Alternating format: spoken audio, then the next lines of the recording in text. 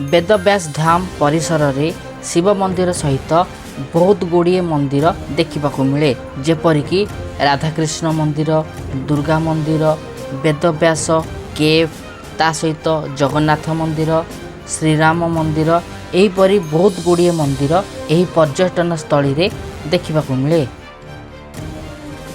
प्रसिद्ध वेदव्यास पीठ को एक पर्यटन स्थली रे परिवर्तन करने बहुत गुड़िए कार्यक्रम हाथ को नि जेपरिक मंदिरर किछि मोडिफिकेशन, जोठारे मंदिरर प्रांगण रे बहुत किछि मोडिफिकेशन कार्य हाथ को नि ता छड़ा एठारे जो सबू देवादेवी मंदिर देखा मिलिबो ता सहित थिबा संलग्न रास्ता एवं ता सहित पर्यटन स्थल अथवा पर्यटन माने बुलिबा पई एक पार्क तैयारी करा जायछि।